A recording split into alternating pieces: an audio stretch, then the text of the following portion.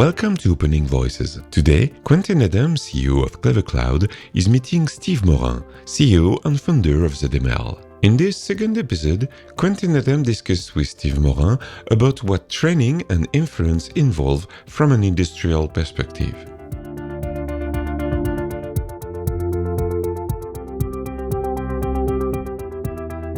Hello again and welcome to Opening Voices. We are still looking for the tech leaders and explaining the business model of tech and how European tech leaders can move around the future of technology. And today we are still with Steeve Morin, the founder and CEO of ZML, which is a Paris-based company working on AI. Last week we discussed about the change fundamentally AI and LLM introduced to the way we use calculation and stuff like that.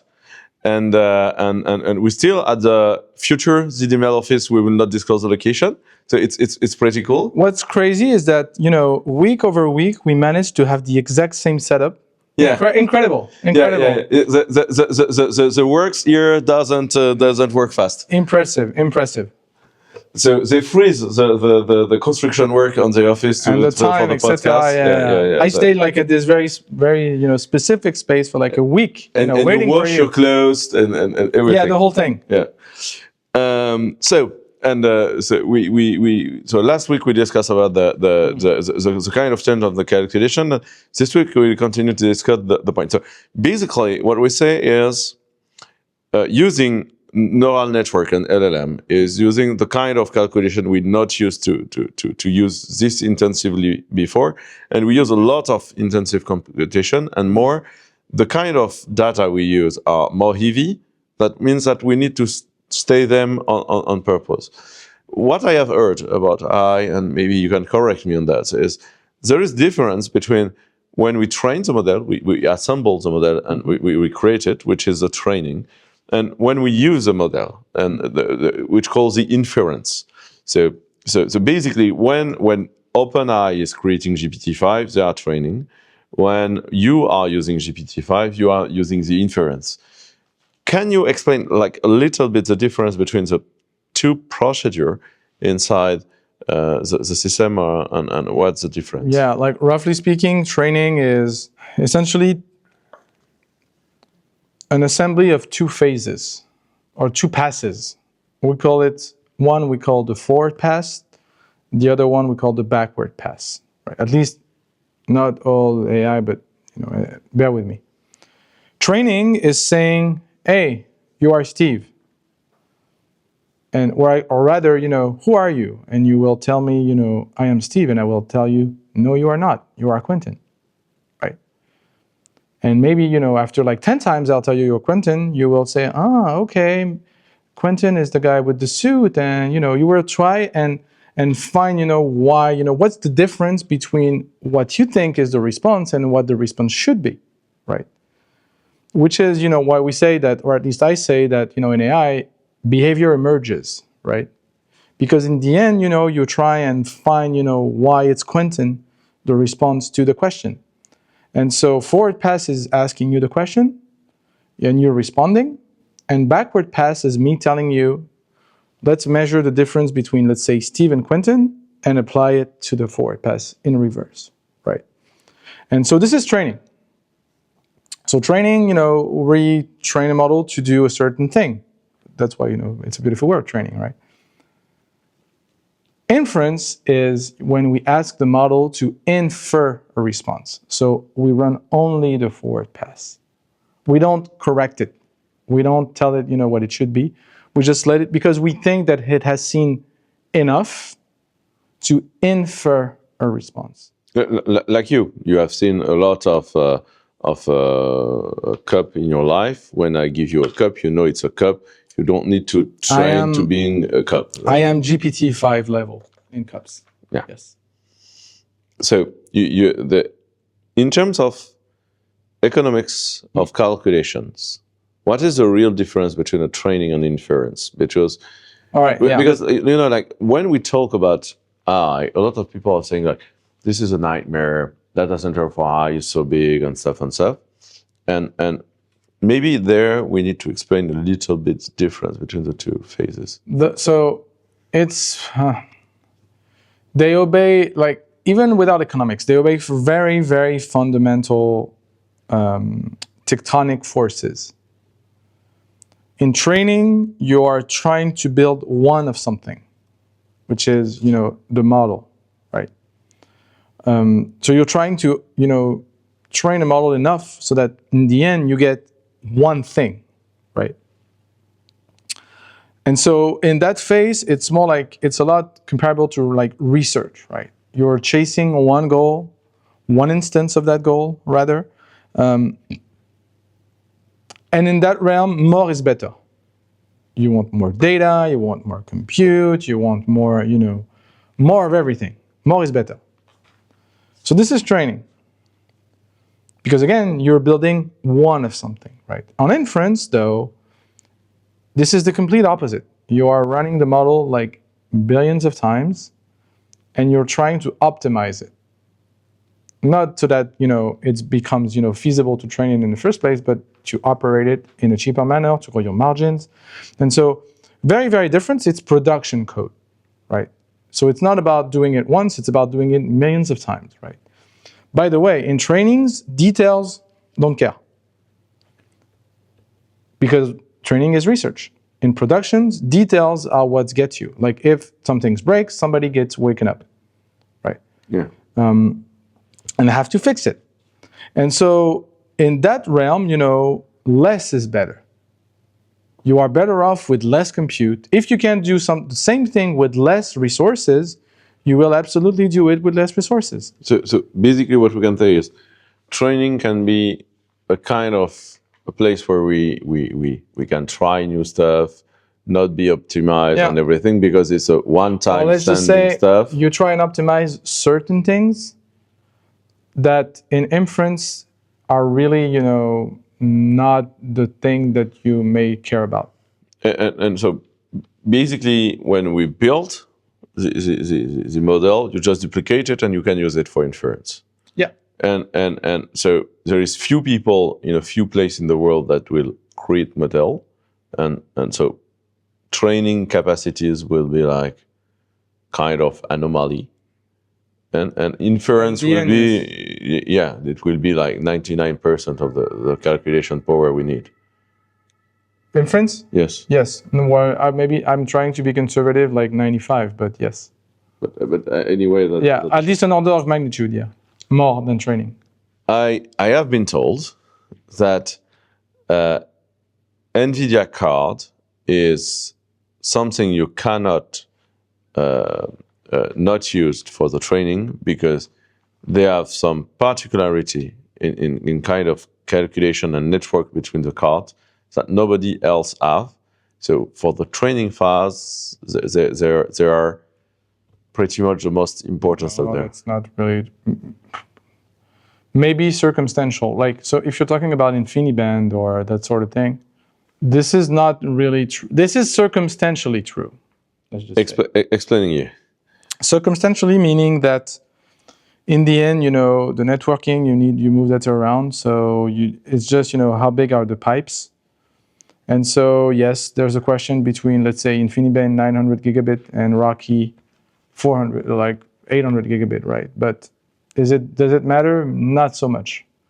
What does matter, though, is that, the CUDA ecosystem, which is CUDA is how you program NVIDIA GPUs. So CUDA is a library built by NVIDIA, like no. It's the ecosystem to this. Yeah. It's more like of an ecosystem. Just maybe that the people realize that I think I heard about CUDA for the first time before 2010.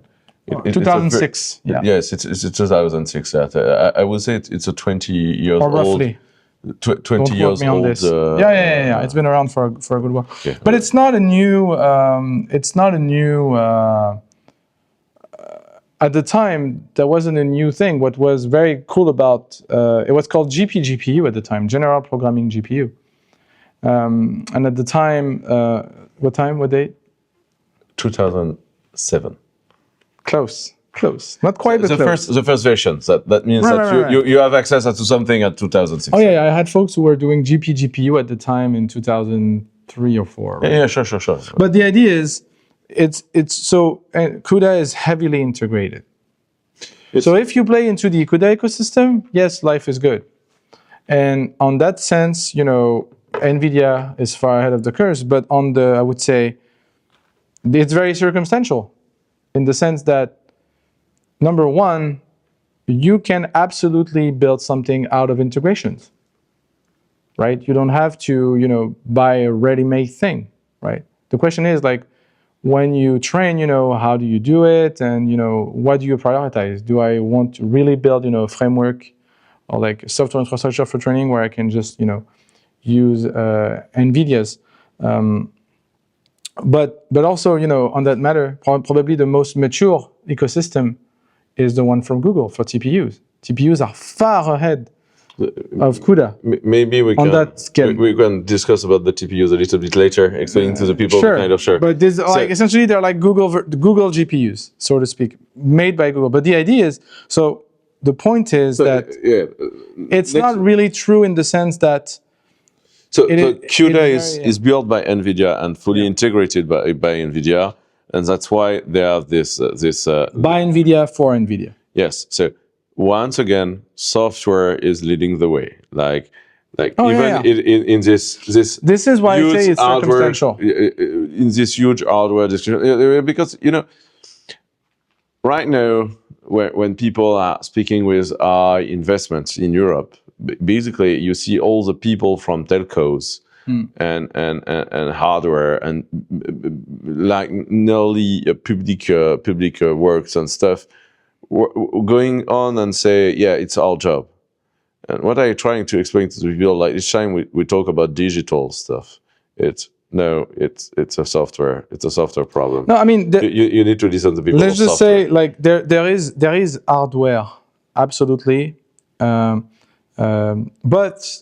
in the case of NVIDIA, it's not the only hardware, and for that matter, it is not the best hardware. There is more powerful hardware available, right? But it's the best ecosystem from a software point of view. Exactly. Or let's just say an integration coherency point of view. And this software is not a project coming from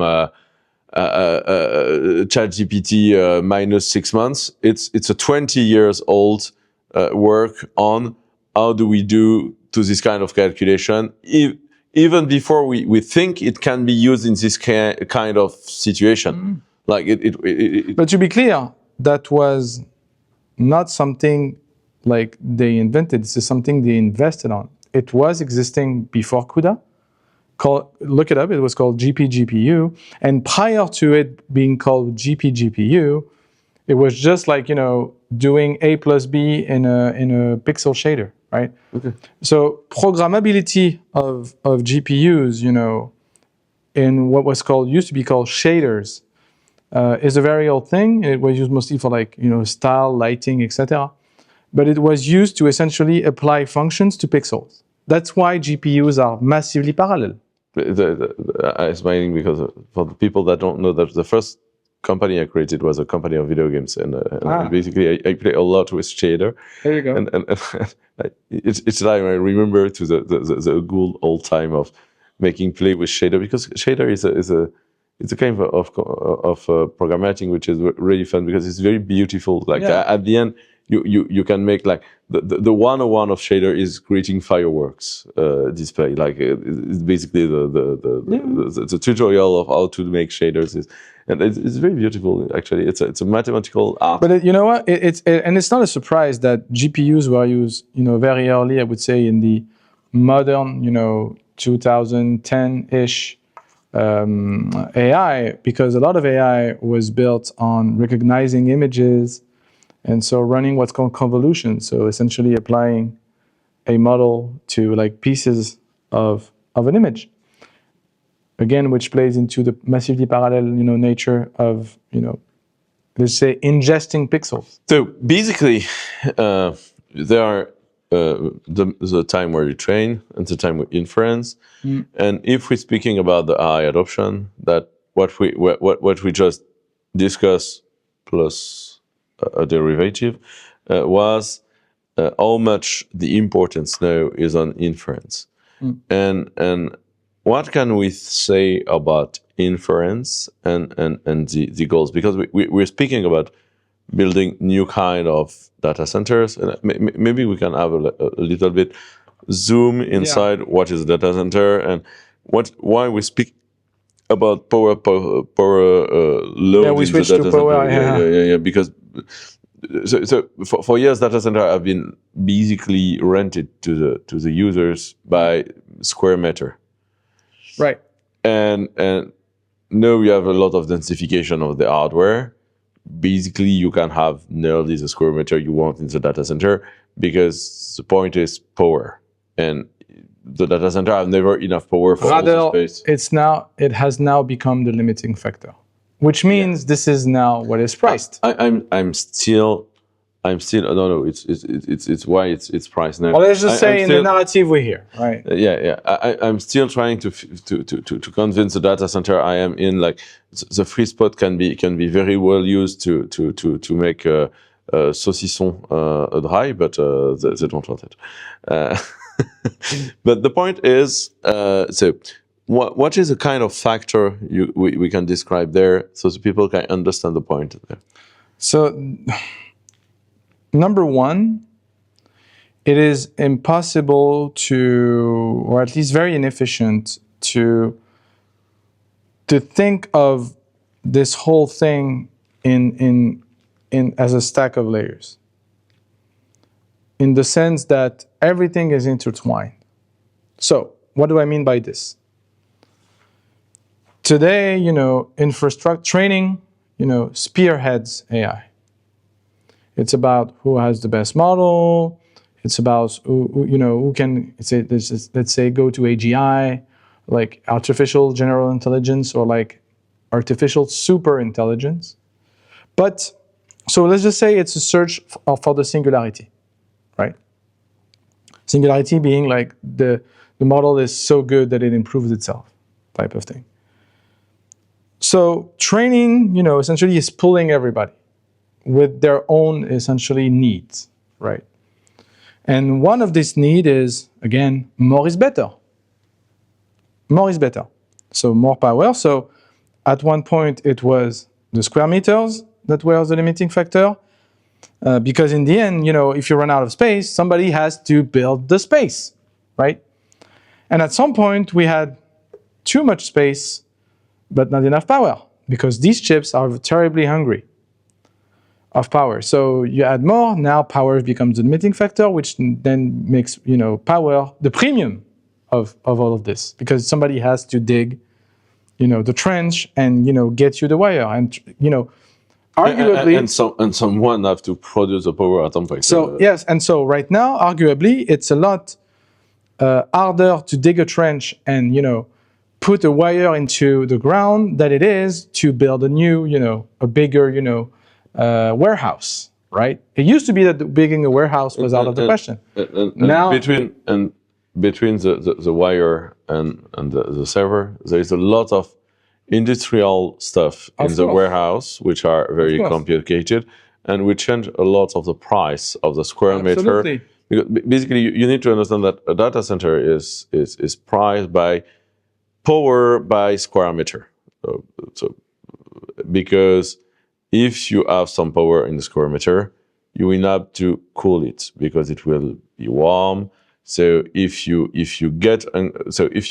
add some power, you need to stabilize it. So it's a lot of industrial electricity stuff that are basically make sure that the electricity the tension and everything is very smooth, because when you put a few hundreds millions of hardware in chips, you don't want that the electricity can have a spike and burn it. Yeah. But there's a thing too. There are things that you described that are incremental, meaning, all right, we need, let's say, more coolers, more power stabilizers, right? But this is incremental, right? You do what you used to do, only you do it, with slightly more scale, or maybe even bigger scale. But, that exists into a realm. At some point, you hit the limit. One instance, for instance, I was, told about was that So, data centers have to have, power generators in case of power failure, right? So they have diesel generators. But at some, scale of wattage, right? The amount of fuel you need to have on site, makes the data center as, let's say, a sensitive, Yeah, because it's a lot of fuel. It's a lot of fuel at the same, at the same spot. To run it. And so at some point, so it may be a legal limit, it may be a physical limit, but at some point you reach the limit, and then it's not like do it a slightly bit more expensive. It becomes, you have to recurse into a whole new realm, right? And more many such cases. And another point is all this industrial stuff we build in the data center to be able to manage 100 kVA, for example, per rack. If we use only 50 kVA, the industrial stuff we are producing and make to be able to consume 100 kVA is still there. So it makes the kVA way more expensive. And by the way, that is, all of these discussions assumes that we have power available. At some point, you hit another limit, which is somebody needs to produce that power, right? We need to transfer it, but we also need to produce it. And then when we hit there's not enough power produced, period, the only recourse is we'll need to build a nuclear reactor or something, right? Yeah? Yeah. That's right. And so at some point, that's another, set of problems altogether. But so this is, by the way, training. Training is incentivized to consume more, right? But inference is incentivized to consume less by design. So I think for this week, we have explained the difference of calculation between inference and training. Hopefully, people will get it. And so next week, we will talk about the different possibilities of the future of inference we have ahead of us, and maybe people will at least understand what does ZML and why it's an important industrial assets of. Hopefully, I'm working. We're working on. So, thank you very much for following us. This is Opening Voices, and we will continue this discussion next week. Next week. Thank you for listening to Opening Voices. The conversation between Quentin Adam and Steeve Morin will continue in a few days, so follow us and subscribe not to miss our next episode.